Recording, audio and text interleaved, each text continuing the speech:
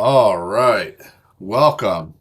I have something quite different but very exciting that I want to do today. So we had three Krrik pilots, top 16 in the last month. So I would love to go over these decks, compare them, talk about them a little bit.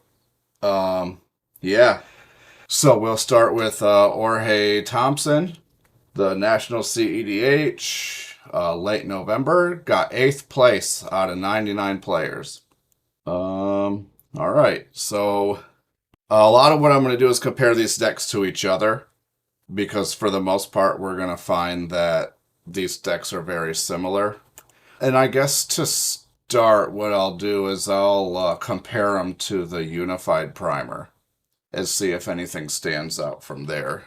So let's take a look. Lots of different cards. So this is pretty interesting. We see the Onyx Smog combo. Lots of interesting removal spells here. Dothy Voidwalker, super good card in the current meta. Appo's interesting. We got the regular, a lot of the regular creature lines. We have Diabolic Intent. Yeah, I can't read a lot of these cards. Imp's Mischief, pretty cool card. Withering Boon is very interesting. You don't see that one pop up too much. Espers to Magicite. I actually have no idea what this card does. Exile each opponent's graveyard. Choose one creature card. Make a token, except it's an artifact. That's interesting graveyard hate. We're on the keys. Really good synergy with One Ring and Wishclaw. Agatha Soul Cauldron, very interesting. I honestly don't know what this card is. Oh, Toxic Deluge. They must be in quite a creature meta. Withering Torment is an interesting include. Interesting. So, a lot of cards in this list that I don't really see too often. But obviously they worked out good here. 3-2 record out of almost 100 people. Congratulations, Jorge Thompson.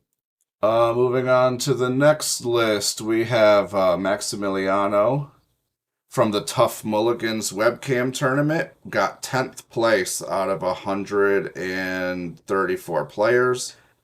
Really, really, really good. Really good showing. I love to see Krrik showing out, so I love to be here and talk about these awesome decks. All right, so let's compare these two decks to each other.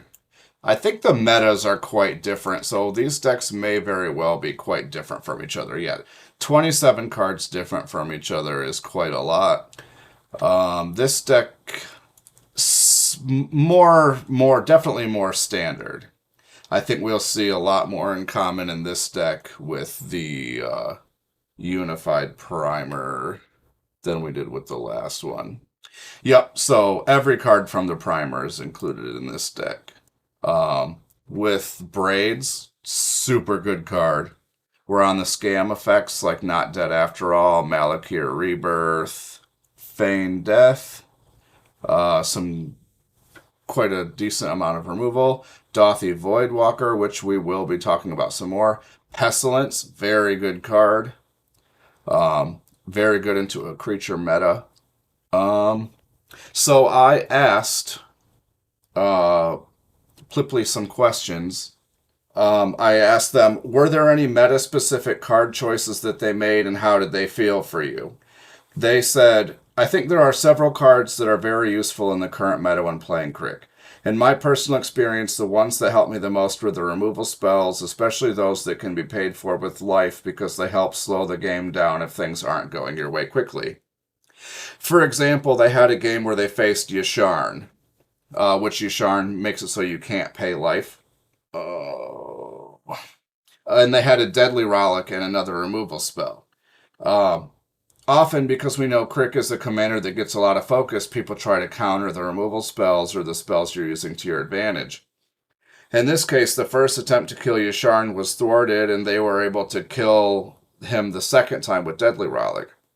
The good thing about removal spells is that you pay for life is that the opponent is always looking at how much open mana you have available. With the removal spells, they never expect you to have anything else. On the other hand, other cards that have been useful to them are the scam effects. Feign Death, Not Dead After All, Malakir Rebirth. They said, I think many times some Krrik players don't see the potential of these cards since they synergize very well with your plays. For example, you can make Gray Merchant die and come back. Violent Tumor creates a second Entomb. Blood Pet fixes your mana. Let's go back. Let's look at these cards we're talking about. Blood Pet, you sacrifice it, add a black. So with the scam effect, you can bring it back for another black. Getting a second Gray Merchant ETB a lot of the time is enough to win the game. Violent Tumor, getting a second ETB out of that is often another way to win the game.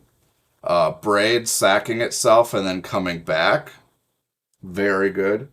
Another use that they personally find for them is that, for example, Krrik is often killed but exiled.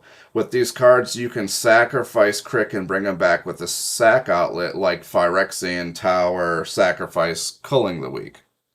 Sacrificing Krrik, generating 7 black mana and bringing him back is often a game-winning type of play. Shoot, even adding just 4 black is a pretty game-winning play. The second question I asked, what was the card that stood out the most for you? I said, can be in a good or bad way in the tournament. They said, with respect to their opponents, I think any card that creates a stacks effect is difficult to deal with in Krrik because you have few resources to interact with. Often you have options to play against the stacks effects, like Vexing Bauble, but they think the most important thing is always try to anticipate what the other players are going to do. On the other hand, regarding cards that felt good for them, well, not necessarily good, but stood out to them, was Elegy Acolyte.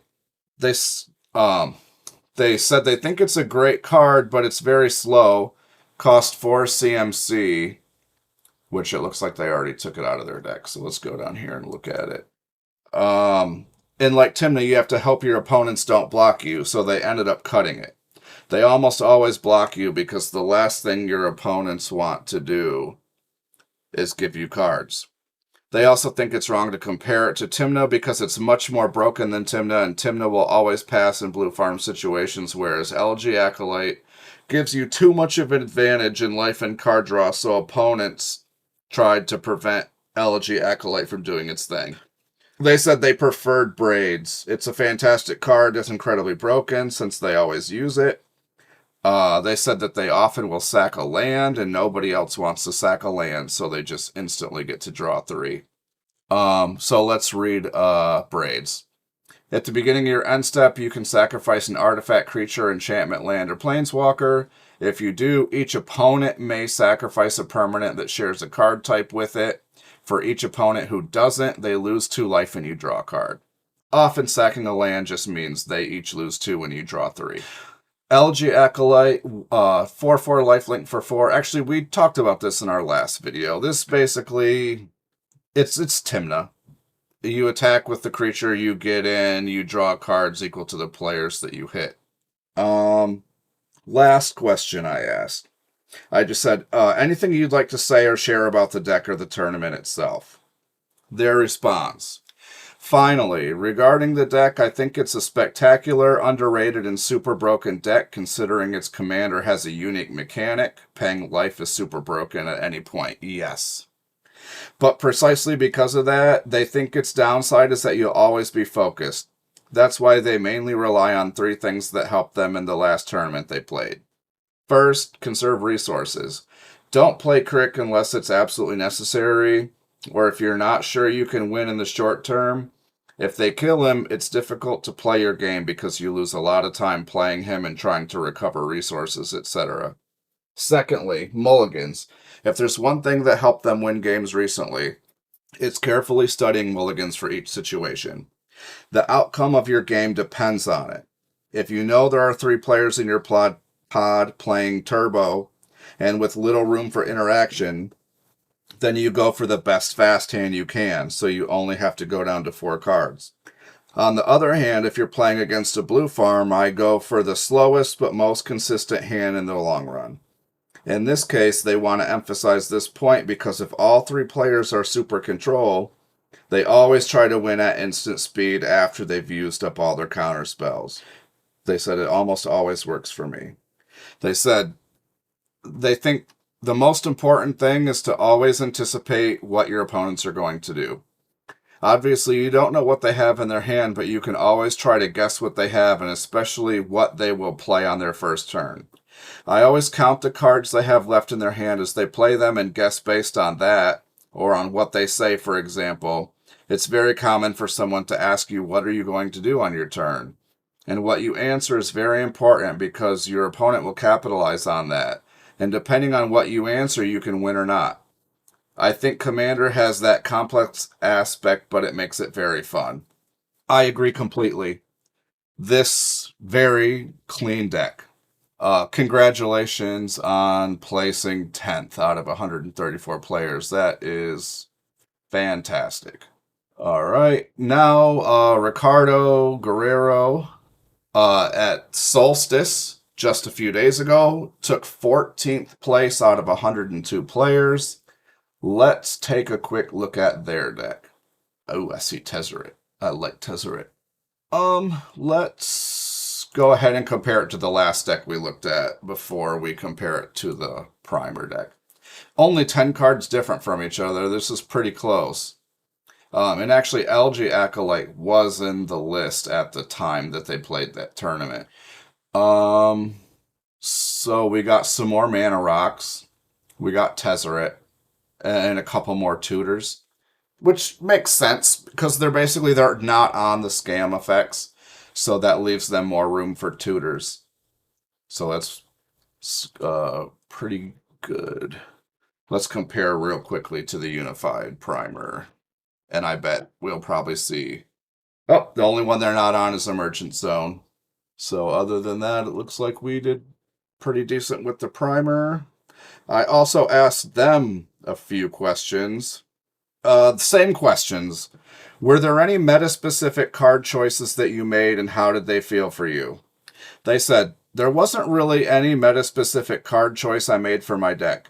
I firmly believe my deck is in the perfect spot for what I've been facing. It goes fast, but can also take it slow on more mid-range and complex games with cards like Pestilence, Elegy, and Dauthi to keep up with the grind. I believe we've talked about all these cards, but let's just take a quick look at Dauthi Voidwalker.